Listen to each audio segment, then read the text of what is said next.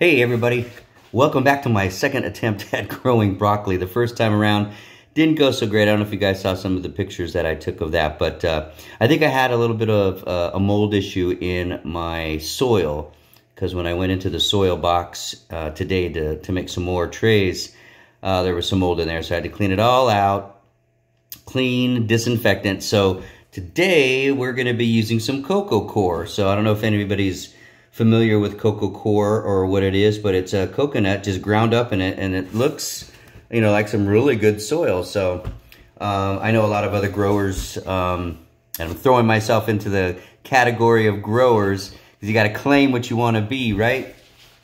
So I know a lot of the other growers will use this medium as well. So I'm going to give this a shot with this next set of broccoli. And we'll see where we go with that. So obviously these trays I've already prepped them with coco coir, and it's wetted down. So next what I'm going to do is I'm going to take 20 grams of this broccoli seed that I got from Johnny's, and I'm just going to go ahead and I'm going to do one tray because I only poured out, or only divvied out 20 grams of seed for one tray. So it's 20 grams per tray. So I'm going to do one of these, and this is my first time using one of these little shakers. So thanks to Lisa for sacrificing your dill weed shaker for this. So we'll go ahead and, you know, I'm just going to try and be as even as I possibly can with this, having never used this thing before. So I can see that, yeah, I can be pretty aggressive with it, and the seed's not going to go all over the place. So that's good. Probably could have used a different setting.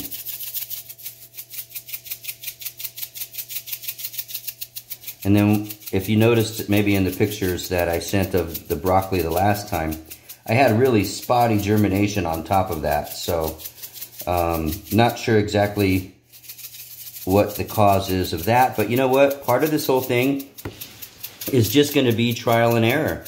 So I'm not attaching any kind of success or failure to, you know, my first couple of grows.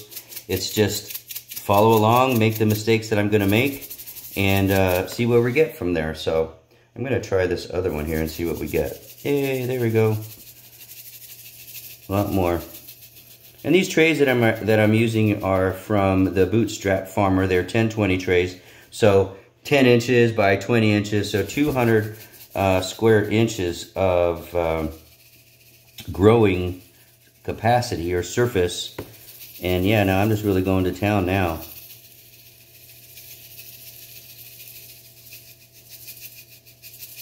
But I'm really happy with the way that the wheatgrass is turning out. I know that from what I've read and what I've heard, you know, wheatgrass first thing in the morning on an empty stomach is really good for you. It's got a lot of nutrition. And the other thing about this broccoli sprouts, or broccoli, you know, shoots like these, microgreens, is something like 40 times more the nutrients than if you were to eat a full-grown, you know, broccoli, and you know, so that's a lot better and a lot more time, less time consuming, I guess you could say, doing it this way. So I'll leave the last few in there because I'm going to pop that off and put some more in there. So I don't want to make them all spill out, but you can see it's kind of a nice even distribution. So I kind of like that. So thanks again, Elisa, for that. So next I'm going to go ahead and get some water, and I'm just going to spray it pretty good. Get my notes out of the way here.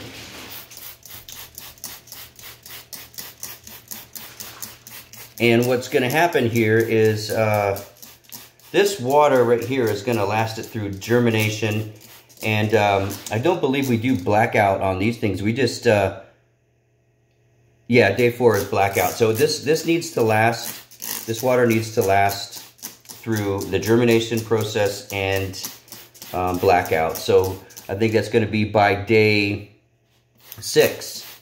So, you know, of course I'll check it again after day 4 when we move it from out of the germination into blackout. So I'm going to take that.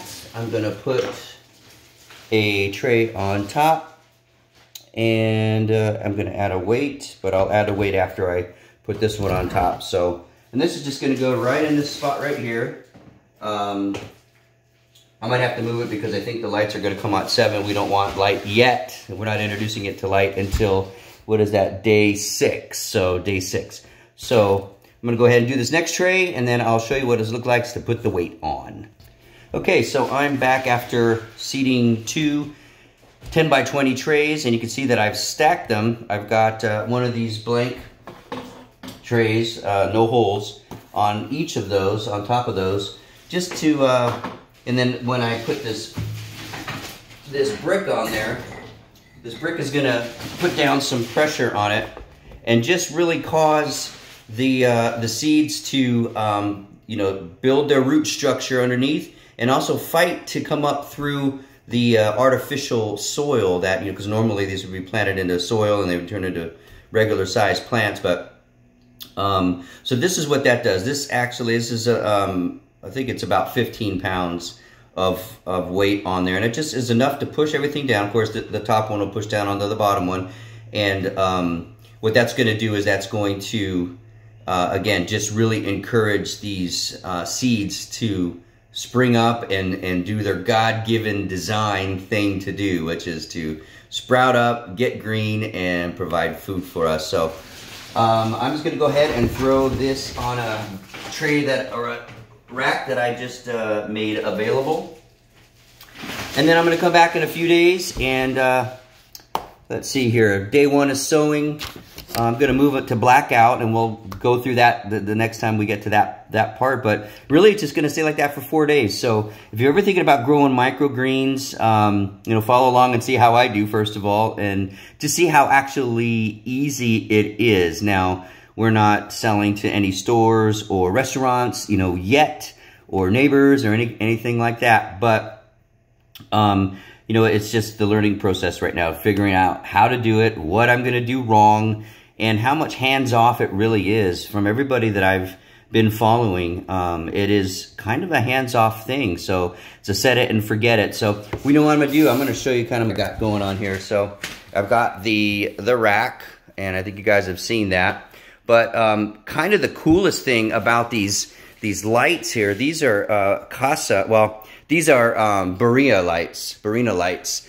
But what I've got them hooked up into, and I don't know that you can really see except for down in there, that box right there, that's a wireless device by Kasa, K-A-S-A. And what that allows me to do is control when the lights go on and off, you know, by each level and everything. So right now I've got 2 settings on there. So I have, this is, you know, rack 1, calling this main grow room, and then I've got, you know, rack 1, shelf 1, and then, you know, 2, 3, and then so on, all you know, all the way up there. So I've got the lights programmed for shelf 2 and shelf 3, and they go on at 7 o'clock local time. And they'll run for 16 hours, and they'll shut off at 11 a.m. And, you know, Arizona, unlike Idaho or other places that I've lived or we've lived, they have maybe California is this way too. I don't know. I didn't really pay attention. But you can't have, you know, heavy appliances running between 4 and 7. I don't think those lights are, you know, that's much of a concern. But maybe as we get more and more going, I just want to get used to running those lights off peak hours, so we're not introducing any additional cost that's going to be as a result of trying to grow our own food. So, you know, the other thing guys, too, is we got this kit right here a long time ago, and it's got these little, you can't really see because it's getting humid in there, but there's these little, you can see maybe, there's these little pods in there. And I don't really know how many there are. I didn't count them exactly, but we've got this kit, and I've got it on some heat because I'm just trying some new things. Just trying to see what's going to work, what's not going to work, and then, you know, go from there. But this I have growing in there. So it's all going to be lettuce, and then here's some kale, and butternut butter crunch, butterhead butter crunch lettuce. And I got my plant day, so my seeding day, 12/6, and then magenta pelleted, coastal star pelleted. Those were recommended from our friend in Irvine of Alegria Fresh Farms, Eric that runs that, and we got our boxes. I'll probably go show them to you too also. And then romaine lettuce, and then just some, I think that's called Lacinta kale. So we're gonna see how that goes. Earlier I had done water tests to see kind of how our water is and what kind of additives I need to do, but really the big thing right here is gonna be our, it's the hardness of the water. And I did it, this is before Berkey, and this is after Berkey, so it made no difference there. The only thing it did is it dropped the pH by 1 point, but I really do want to have the pH of the water between like 5.5 and like 6. So when I was working on that cannabis farm out in Washington, I learned a little bit about, you know, pH and the treatment of the water and all that. So that's kind of cool to know that stuff too. But I got my table out here where I'll go ahead and do the soil. So I've got my cocoa coir in there. I've got a little bit of cocoa coir in there. Got my Gaia greens, and then of course my HP bioforagicide soil. So that's what I was mixing for that. Got a little bit of mold situation on it. So this is my this is what's called a socks box, and I can't see real good, so I'm gonna go ahead and pop this off real quick. But these are socks. They call them socks, but they're fabric, and there are holes burned into them.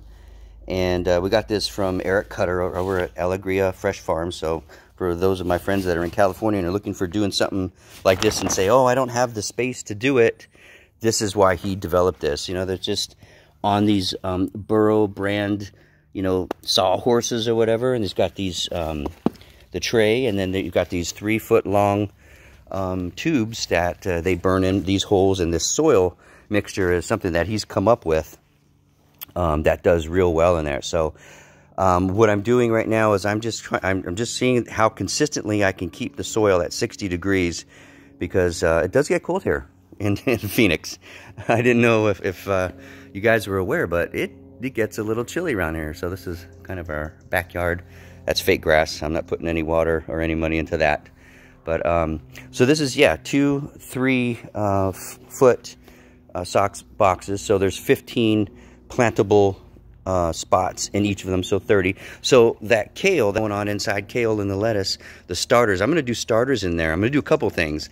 One, I'm going to try and grow to full harvest inside and see what that does. And then I'm going to take some more of those things. I'm going to direct plant them into here, transplant them into here, and see how well they do. So yeah, that's kind of where we're at. That's kind of what I'm doing. I do my work all day long, and then I come out here or take breaks and kind of get out here and do this. That's kind of it for now, but I'm going to keep you guys up to date on the new broccoli grow, and I will be harvesting that wheatgrass tomorrow. So I'm gonna harvest it, so I'll video that. I'm going to get it set up to juice, because that's the main purpose of the wheatgrass, is you juice that stuff or throw it into your smoothies. And if I have enough, which I don't think I'm going to have enough, but if I have enough, I'm going to go ahead and put it into ice cubes and show you how we can use ice cubes to preserve it and make it last longer. So, all right, you guys take care. I love you all. Miss you all. Talk to you soon.